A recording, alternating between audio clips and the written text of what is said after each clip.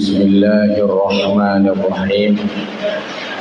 Assalamualaikum warahmatullahi wabarakatuh. Alhamdulillahi rabbil alamin. Wa bihi nasta'in ala umuri dunya waddin. Asyhadu an la ilaha illallah wahdahu la syarika lah. Wa nahnu nashhadu anna Muhammadan abduhu wa rasuluhu la nabiyya ba'da.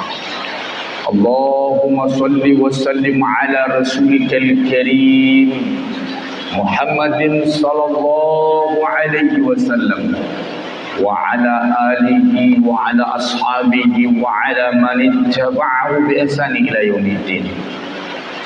Sidang jemaah yang dirahmati Allah, pertama sekali kita bersyukur kepada Allah Subhanahu wa taala atas nikmat dan rahmat yang selalu Allah curahkan kepada kita seiring dengan waktu yang Allah berikan kepada kita. Utamanya masih ada nikmat umur untuk taubat, untuk hijrah, untuk memperbaiki masa lalu kita. Kemudian salawat dan salam untuk Rasulullah sallallahu alaihi wasallam, Sayyidul Mursalin, yang telah mengajarkan cara kita hidup sesuai Al-Quran dan Sunnah.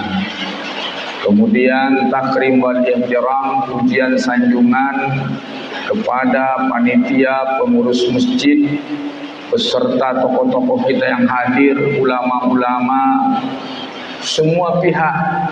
Semoga kehadiran kita menjadi ibadah makbulah indallah. Allahumma amin. Sidang jemaah yang dirahmati Allah, sebelum kita mengkaji sirah nabawiyah ini tentang Maulid Nabi, selalu hari ini sering pertanyaan yang muncul, apakah benar peringatan Maulid Nabi itu bid'ah, tidak boleh diada-adakan dan lain-lain? Apa ada dalilnya? Maka pada pertemuan ini, sebelum kita lanjutkan, mesti itu kita dudukkan dulu. Sidang jemaah dirahmati Allah, saya percepat saja. Sesungguhnya dalil peringatan Maulid Nabi itu ada dalil Quran, dalil Sunnah, dan para fuqaha. Dalil yang pertama, surat Ibrahim ayat 5, Allah Subhanahu wa taala berfirman, "Wa dzakirhum bi ayyamillah." Ingatkan mereka tentang ayyamullah. Ayat ini bercerita tentang selamatnya Nabi Musa dan Bani Israel dari kejaran Firaun. Maka Allah ingatkan Nabi Musa agar Bani Israel mensyukurinya. Maka Bani Israel berpuasa, puasa Asyura. Ketika Nabi hijrah ke Madinah, terjadi dialog dengan Bani Israel. Ternyata Bani Israel sedang puasa. Kenapa kalian berpuasa? Karena kami mensyukuri berhasilnya Musa lepas dari kejaran Firaun. Kata Nabi Muhammad sallallahu alaihi wasallam, kami lebih berhak terhadap Musa daripada kalian. Maka disunahkanlah puasa Asyura oleh Nabi kepada kita. Terus mengapa ini jadi dalil? Allah mengatakan wazakirhum, ingatkan mereka, berikan mereka peringatan bi ayyamillah. Apa itu ayyamullah? Mufasir semuanya mengatakan ayyamullah hari-hari yang merupakan anugerah dari Allah, hari-hari pertolongan Allah, hari-hari besar, hari-hari anugerah. Maka umat harus mengingatnya dan bersyukur. Maka sidang jemaah rahmat ya Allah, kelahiran Nabi Muhammad sallallahu alaihi wasallam adalah anugerah dari Allah Subhanahu wa taala. Kalau Musa bebas dari Firaun saja disuruh ingat, diperingati, apalagi kelahiran Nabi Muhammad sallallahu alaihi wasallam.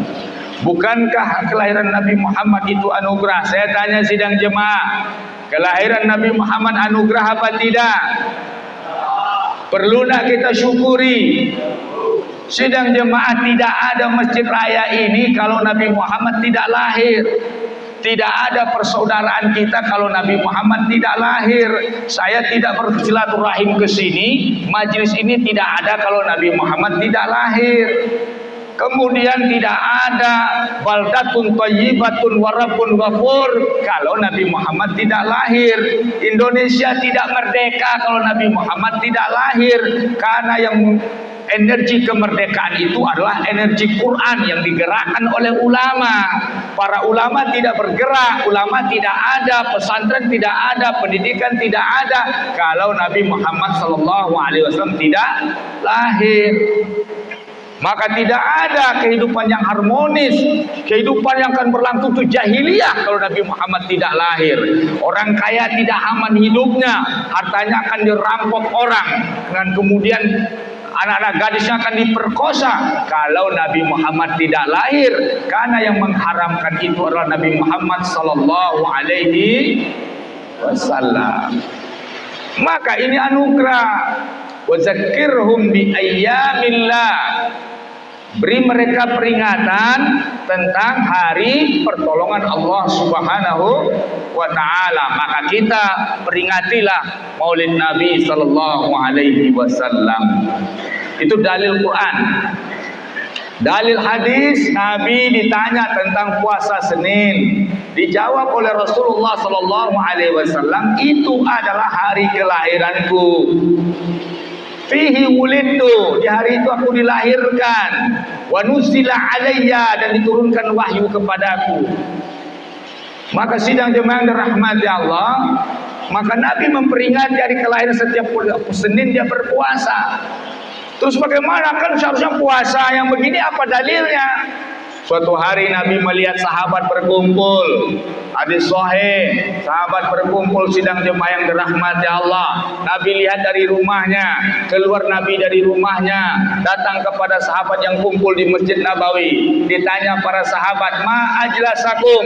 Apa yang membuat kalian duduk bermajlis? Dijawab, "Kami ini," sahabat itu ada yang saling berbagi nasihat, ada yang berdoa, ada yang berzikir. Terus kenapa? Karena kami mensyukuri nikmat Allah, nikmat Islam yang telah memberi kami hidayah. Islam telah dijadikan sebagai hidayah bagi kami, dan kami mensyukuri, mensyukuri Engkau diutus kepada kami. Maka sidang jemaah yang dirahmati Allah, Nabi bertanya lagi, "Apa betul itu alasan kalian?" "Iya." Ditanya lagi, "Apa itu alasan kalian?" "Iya, tidak ada yang lainnya Rasulullah." "Wa ma ila dzalik?" Ada lagi yang lain.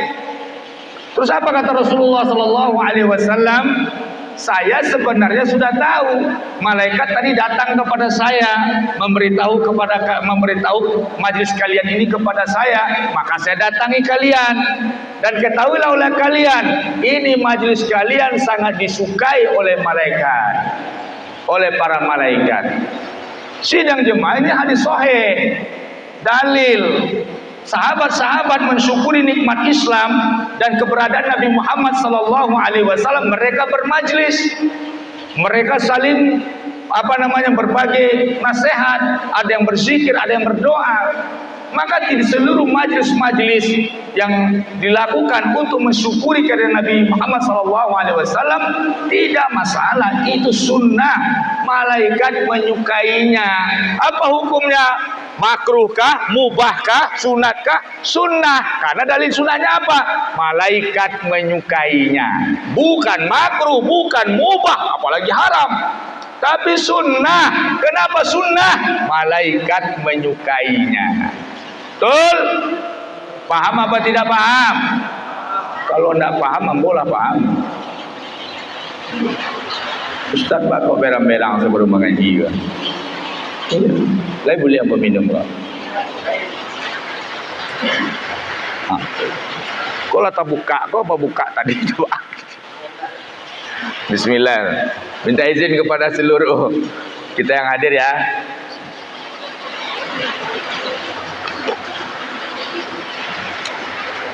Bolehkah dihidangkan makanan? Boleh, tidak ada masalah. Imam Suyuti menulis, Imam Iraqi menulis tentang perkara Maulid Nabi ada makanan, tidak ada masalah. Ya nah, ketika Kutus Wali Muzaffar, Baipes, segala macam ulama-ulama Mamluk, kerajaan Mamluk dulu membuat majlis dan makan makanan, para ulama menyetujui. Nah, ada yang mengatakan ulama membantah bid'ah. Sekarang ulama mutaakhirin, para seluruh mazhab, dulu ada khilafiyah, sekarang ini seluruh ulama mazhab yang 4 menyetujui.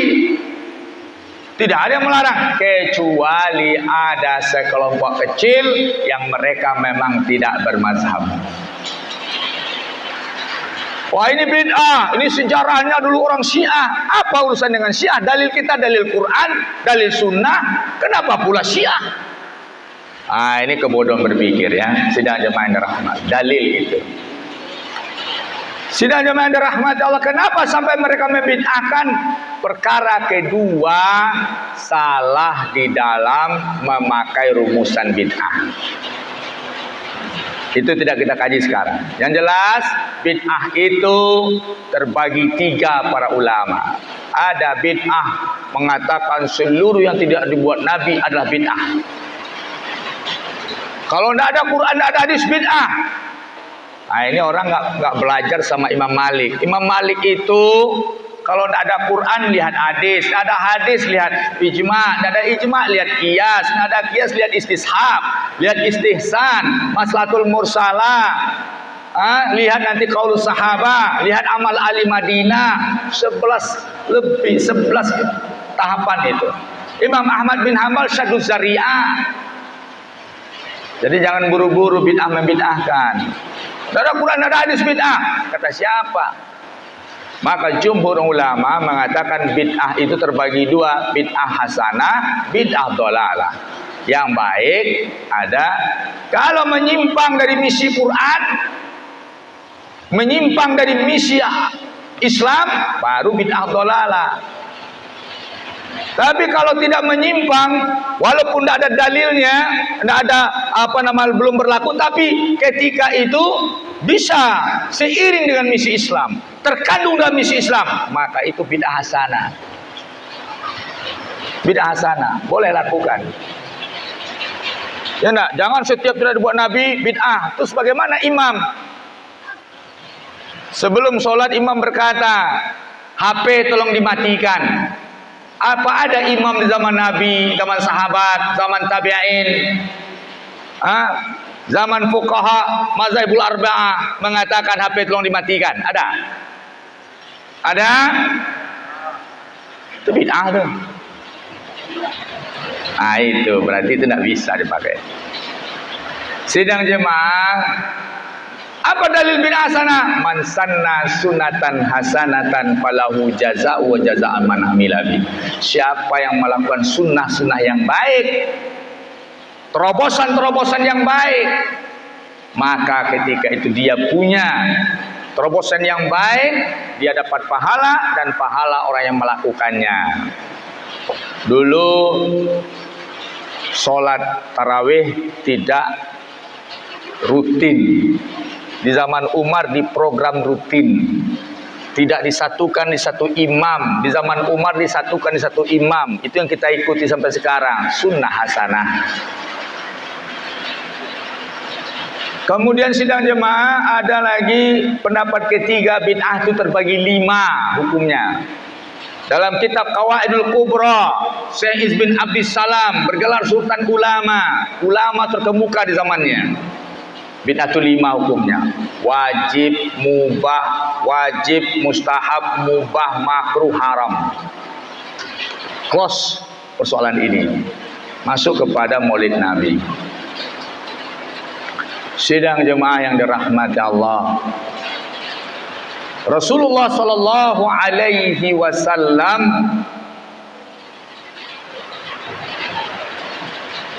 membawa misi kelahirannya, kemunculannya,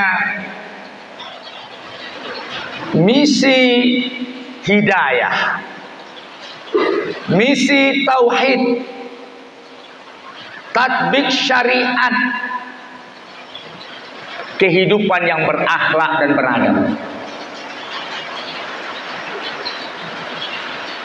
Maka sidang jemaah yang dirahmati Allah, proyek utama, program utama adalah program hidayatul fil aqidah, hidayah dalam perkara akidah. Maka program kenabian ini wajib menjadi program masjid, wajib menjadi program seorang suami, seorang ayah, seorang pemimpin.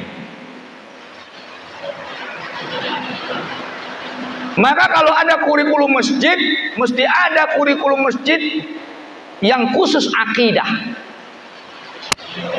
Harus ada ustadznya yang bahas akidah, madrasah akidah.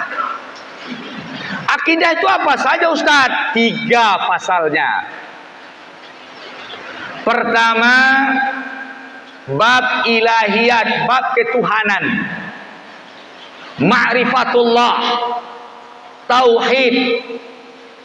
Yang kedua, bab nabawiyat, kenabian. Yang ketiga, bab ghaibiyat dan nubuat, hal-hal yang gaib, perkara darul akhirat, perkara akhir zaman. Perkara akhir zaman itu persoalan akidah. Kalau kita sudah kaji secara akidah, tidak ada lagi perkajian akhir zaman asal comot, asal prediksi. Harus dikaji secara benar. Karena itu bab akidah. Sidang jemaah yang dirahmati Allah, tidak ada kasus-kasus perkara kajian akhir zaman yang melenceng dari akidah. Itu penting. Terus tentu saja itu tidak kita kaji hari ini. Masalah kaji apa namanya?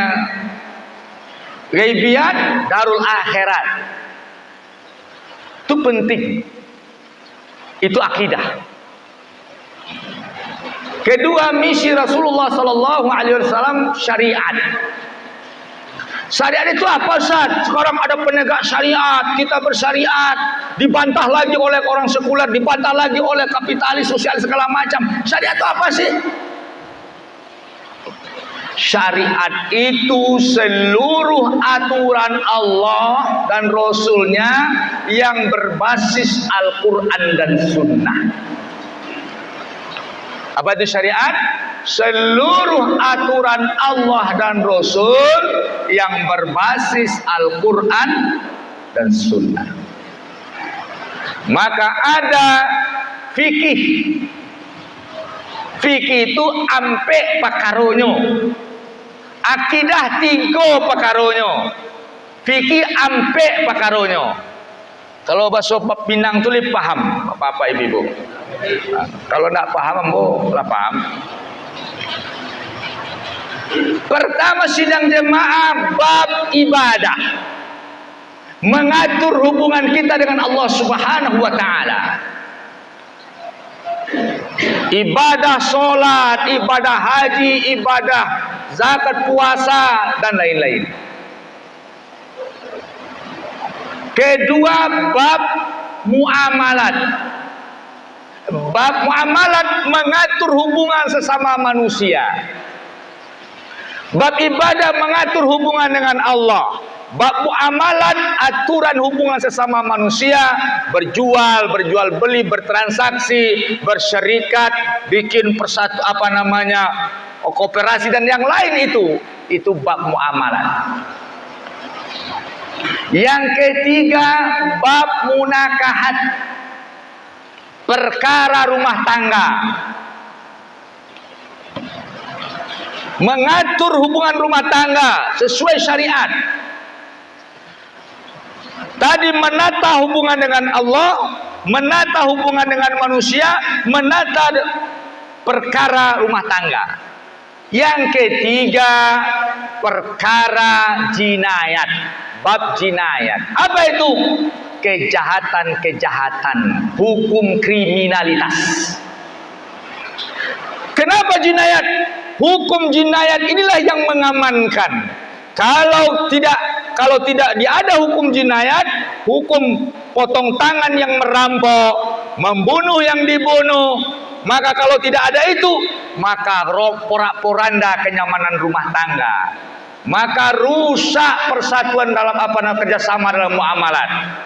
Maka dijagalah oleh hukum jinayat, hukum kejahatan dan kriminalitas.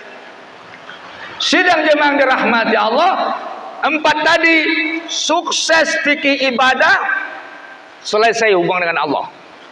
Sukses hubungan manusia dalam fikih muamalat, sukses hubungan rumah tangga dalam fikih munakahat, dan aman sentosa dengan peraturan jinayat. Maka itulah rumusan Islam rahmatan lil alamin. Orangnya soleh beribadah, orangnya jujur bermuamalat, orangnya sakinah dalam rumah tangga, aman, tidak ada kejahatan. Rahmatan lil, itulah misi Nabi. Itu misi Nabi. Kok agak barek kaji seketek muak wanangannya.